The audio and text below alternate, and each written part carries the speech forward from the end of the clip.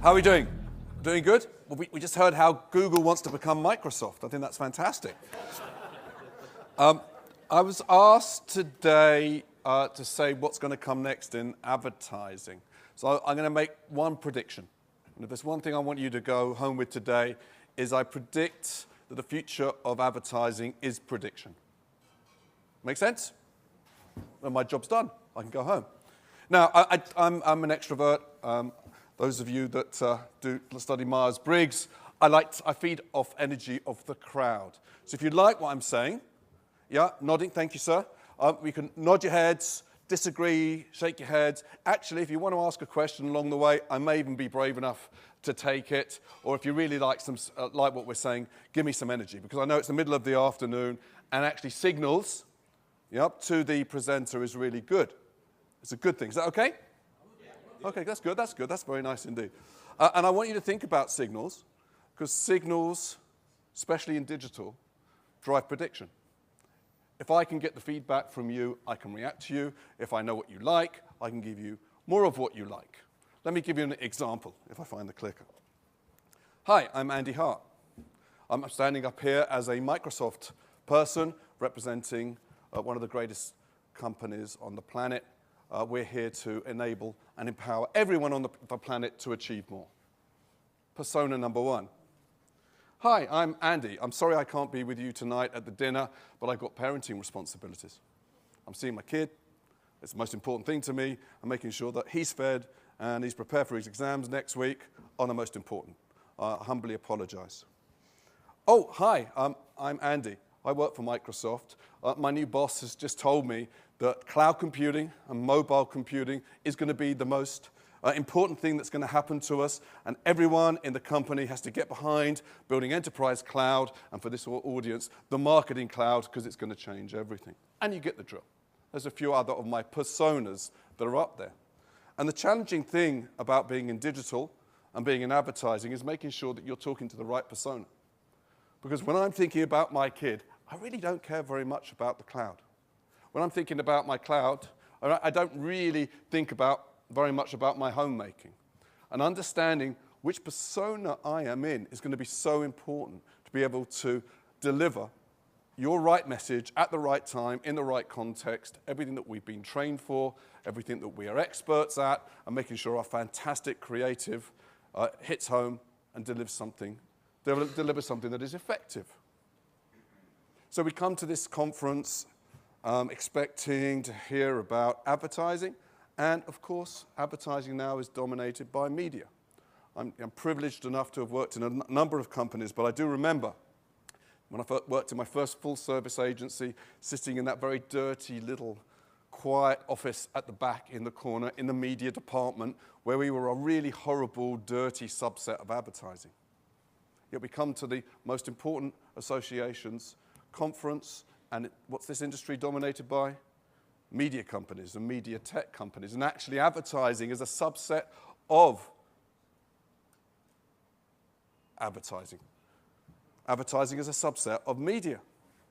How the world changes. But does it change that much? I'll leave that question for the end of the presentation. But I was asked today to talk about prediction, and my prediction is prediction. But to be able to predict, you need to understand data.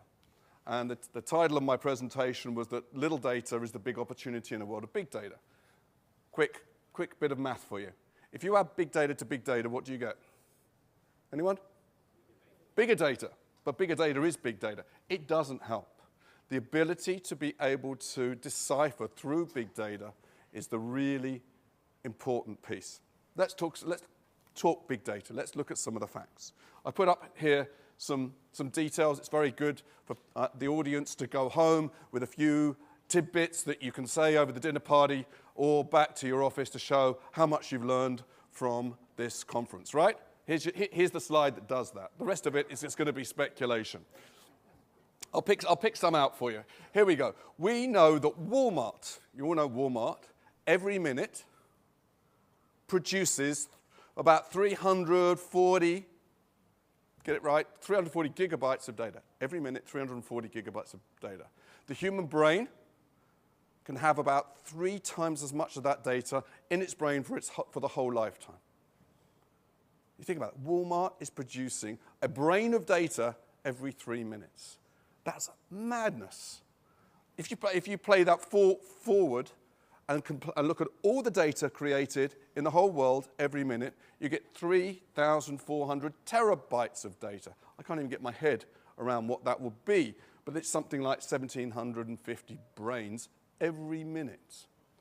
And guess what? It's only going to get faster, it's only going to get bigger, and the question is bigger better? What happens when the Internet of Things come online? Let's not kid ourselves. The Google cars are brilliant. Driverless cars are brilliant.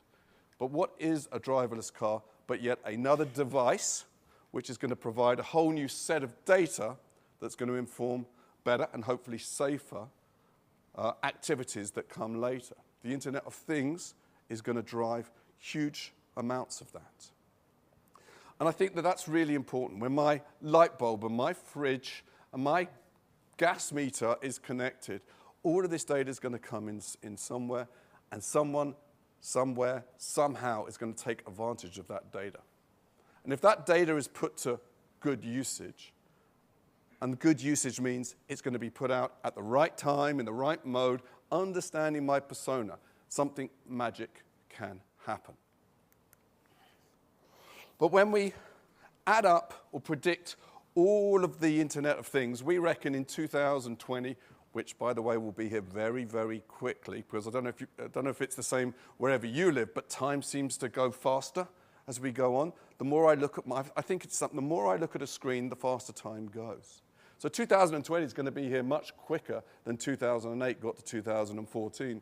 But whatever happens, we think there's going to be at least 35 billion devices connected. You can do the math yourself. How many devices per human on the planet? And each of these devices is going to be giving us new types of signals that's going to extrapolate. And Metcalfe's law, which you all know, Moore's law, which you all know, is going to become truer and truer. But as marketeers, what are we going to do with this? I mean, is this the greatest gift, or is this just going to obscure us? Let's take a consumer perspective for a second. If you're the consumer on the end of all of these services, and we've heard a lot today about the whole world is mobile. Just one comment on that. I thought, by the way, the presentations today have been fantastic. One little observation that was shown to me by the scientists in the Microsoft research labs is actually mobile isn't mobile. Can I borrow your phone, sir? Actually, oh, thank you so much. He was tweeting me. That's very kind of you. I'm just going to leave that there. Can you make your mobile move, please? Mobile move? Yes. Was not. Oh, okay. So he proved the point. The mobile is not very mobile. There's only one thing that is mobile. Humans. Humans are mobile. And the fantastic thing about recognizing that insight, and isn't insight the most overused word at the moment? Is it just me that everything is an insight? You know, a clever observation, even a non-clever observation is an insight. I think we need to come up with a new nomenclature. You know, an insight for me, old advertising guy, old guy, yep, that's okay. Back into agency mode. An insight for me is an observation that can change an attitude or an action of a human. There needs to be an output that's going to change the attitude or action. There's lots of stuff that goes below it, and in all of this world of big data, we need to start to understand the difference between an observation, interesting observation, clever observation, and insight, knowledge, and then nirvana, wisdom. If we can get to wisdom, then we can start to make money. But when I start to think forward, and I think about this world where I've got multiple personas, where every consumer's got multiple personas, they're going to be mobile. We need an infrastructure of technology, of media, that's going to enable the consumer to achieve more and do more. And that means the wisdom, the knowledge, the services need to be mobile. I'm not sure I agree with some of the comments that it's only going to be the telephone screen that's important. When I look at how I start to interact with my PC, with my Xbox screen, with my TV, and the new generation of technology that's coming, things like HoloLens, and I'll talk more about that later, We're going to go into a new era where it doesn't actually matter which device I'm going to be working on. It's me as the human, the mode that I'm in, the persona that I'm portraying, the task that I want to complete is going to be the real context, the new context in which the commercial message, I'll get that out right, the commercial message comes through that's really going to help me to achieve more. If we can understand that, if we can predict the intent of the consumer, then we get into a very interesting world. To understand intent, to understand and predict, we need to be more human. We need to humanize the connections. And I pieced together a number of components that, and maybe some questions that we can ask ourselves about how we humanize the services that we offer. So the first one comes down to really making sure that we understand some basic fundamentals. Do we understand the difference between personalization and prediction? We all want personalized information because we all feel we're very different. We're all individuals, we all have our own styles, yet we're all very tribal. You know, as an animal and a species, we're very tribal. You know, look, how many people are wearing the suits and the ties, right? What's that say? Or the suits and the no ties. The jacket's on, the jacket off, you know the drift. We all represent tribes within our personas, and that adapts. But personalizing something for me, having my initials on my shirt, giving me a news feed about the things that I'm interested in, is not prediction. Personalizing is a super important component, and it's actually not that difficult. Why? Because consumers today realize there's value in personalized services. We've seen some of them today, and actually if you offer that information, most consumers will lean in. In fact, 48% of consumers in our recent study that we did about digital trends said not only do they understand that there's a value exchange between personalized services and themselves, that they're prepared to trade their data with you in expectation to get more personalized service because it's more valuable. They're prepared to trade it. 68% said that they would sell their data to get an even more personalized service. So a prediction. Consumers are really savvy. Those that are already connected, they kind of get it. They know this stuff's coming. They know it's coming and it's going to be commercialized. They don't expect all services to be free, but they realize that they are part of the value equation that modern media and advertising provides, and they want to share in that. And it may not be a monetary response, but it will be high value, timely data that is personalized to them. But again, that's not prediction. Prediction is, I know what you're doing. I'm going to get ahead of you.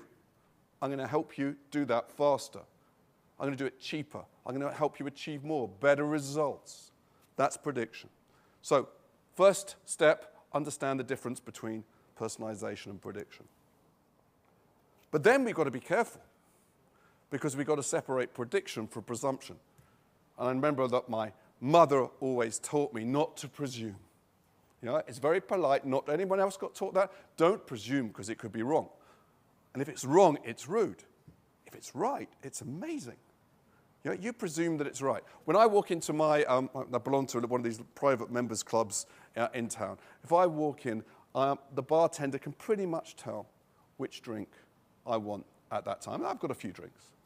And I asked him one day, how did you know that I needed my Hendrix and tonic? Why was it a gin and tonic moment? Mr. Hart, he said, you were wearing a tie today. Must have been a stressful day. And your tie was undone and the top button was undone. Yeah, you needed a gin and tonic. Amazing, right? And that's a human connection. That's not presumption, that's prediction. He knew me, he read the right signals. And there were lots of signals that I was giving off. But he was able to pick that little data. The top button was undone to come out with something that's not presumptuous. By the way, he has got it wrong. You know, I walked in and I looked very tired and he gave me a martini when all I wanted was a beer, and we had a conversation. He took the feedback and that informed his future predictions. So be careful about presumption, because if you get it wrong, it can be very rude. Another prediction. Goodbye typing. Bye-bye keyboard. When? I don't know, but it will come in our lifetimes, maybe much quicker than we think.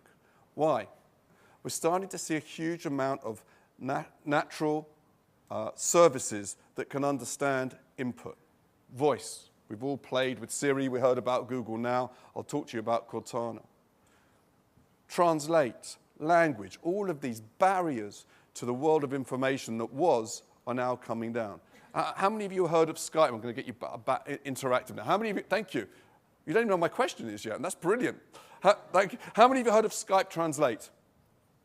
Oh, the same two. Okay, quick advert for Skype Translate. It's an international advert, so that's okay for the stage if that's okay with you. Skype Translate is Skype, which translates, which means that you could phone someone up on a video call through Skype, and if it's in the major 4 languages, you speak in your language, and guess what comes out the other end? Their language. And guess what happens when they speak back in their language? It comes out back in your language in real time. In the interim, if it's one of the smaller languages, it goes voice to text. It can do text to voice if it's a major language, and over time we'll release more and more and more languages. But what's going on here? We've got the ability to listen to voice, translate it in real time, in the cloud, into another language, and distribute it across the world, across the internet, to someone's screen, to hear it disseminated in their own language. That's amazing. The sheer power of the sheer computing power to be able to do that is mind-blowing. And only recently have we got to that stage, following Metcalfe's law, that we can do that. We can intuitively understand the language and translate the meaning. It's about 85%, it's still improving day by day. But think about how that unlocks so many of the amazing things that you heard this morning across the world. Not just the do-good opportunities, but customer service. But the way that we interact with friends and family, how we portray our company, how you can save money in your call centers. The opportunity to connect in a really human way is important. And voice is just one. Gestures, the ability to gesturize and interact with a device is going to become more and more prevalent. I give you a task to go home and do. Search HoloLens, H-O-L-O-L-E-N-S. A lot of you have got obviously very good memories because you're not writing it down. H-O-L-O-L-E-N-S, and you will see what I mean about gestures. For those that don't want to write it down or don't want to look, very simple. HoloLens is the next generation of computing augmented reality. You've all heard of virtual reality? That's the easy one. All heard of virtual reality?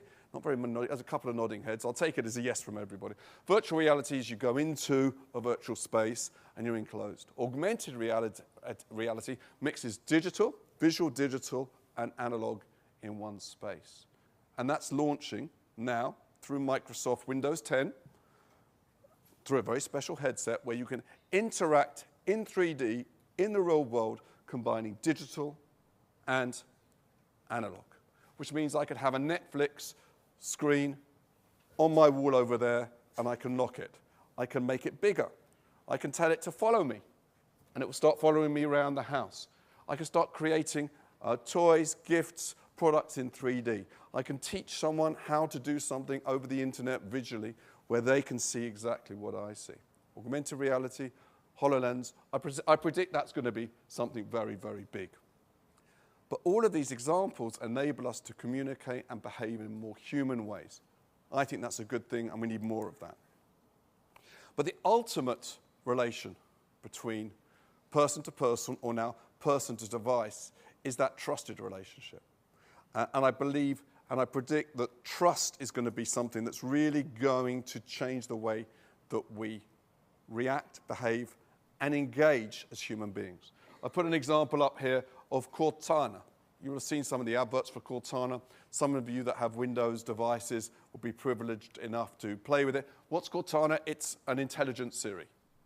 You know, it's something that thinks ahead for you. I was running a little bit late today, and Cortana had looked at my Outlook calendar, saw where I needed to be, looked at my GPS, saw where I was, looked at the route master to be able to find out how to get here, looked at the traffic and the weather, and told me I was going to be late, how I was going to be late, that I need to leave now, how long it would take me to get there, and was also prepared to send a message ahead to my host to advise them that I'm going to be late.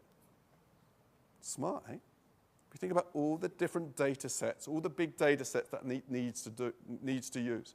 But it gets cleverer, because Cortana is learning me. It sits on my phone, and with Windows 10, which comes out in the fall, it's going to sit across all the devices. Quick advert for Windows 10.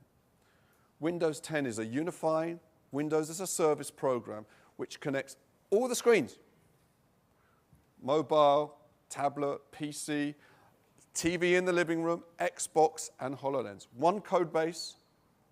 You can run one app, and it will run on everything. You don't need to run an app, but write an app for a mobile phone, for a tablet, for a PC. One app runs on everything.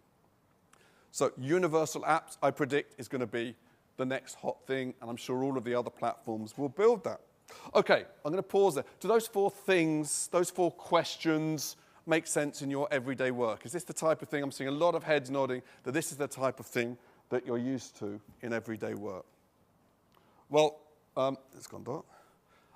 These four questions, that's me a long time ago, these are the four questions that I wrote about in an article in 2000. These four questions were written about 2000, which is about 15 years ago. So you could turn around and say, hey, nothing's changed. Well, what I can tell you, having come on this journey when I was actually a much younger man, and ironically, when I saw the picture of that old Google interface, I was running Ask Jeeves at the time, and we were humanizing the internet by answering questions. The same questions, actually, that Google are trying to answer now. We just had humans typing in the answers. So, boy, have we come a long way. But let me tell you what I predict is going to come next. Advanced machine learning, the stuff that we talked about, where we use huge data sets and huge computers to be able to compute massive things that can allow you to speak another language in real time over the web, or for your personal assistant to be able to work out what's important to you, what persona you're in, and start to give you advice. Prediction and intent is how this technical industry is going to take us as humans, as consumers, forward. I'll give you an example. There is another search engine apart from Google, which I tend to have responsibility for in Europe, called Bing. And Bing has a service called Bing Predicts.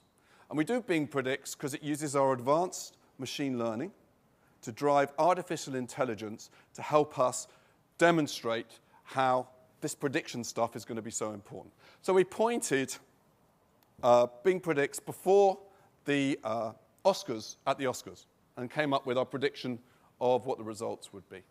And in the major categories, we got 6 out of 6. And out of the 19 awards that were given, we got 16 right. 16 out of the 19. If I'd put £100 on that set of results, I would have earned £2,055. That's a lot of dollars. It's still a lot of pounds. When we had the World Cup soccer, a few people like soccer here, you go from the knockout rounds to the group rounds to the knockout rounds. In the knockout rounds, there are 16 teams. Before the event, Bing ran its stuff, and it looks at news, pundits, social media. It looks at line of business data, whole load of massive, massive data sets, and looks for patterns that a human brain could not even conceive. And guess what? 15 out of the 16 teams it predicted correct. It predicted in the Scottish referendum that the no vote would be 51 to 55%, actually 51 to 59%. As we got nearer the day, it got to the 55%. Funnily enough, our corporate PR people wouldn't let us share the information about the present UK elections. It would have been very interesting, and I'm really interested to see when we do release that about what it will say. But what does that mean for us? It means that the tools are already there to produce our understanding and predictions from massive sets of data, stuff that humans could never do.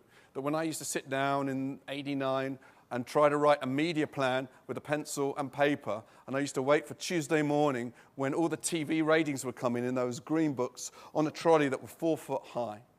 All of that information, plus everything else that's out there, is going to drive massive change. And it's here now, and it's available. So When I go and talk to CMOs and I go and talk to advertising agencies about this, they say, well, how do I make this come about? So lesson number one, intuition. When you get to such massive data sets, you're going to get correlations that actually are outside human expectation.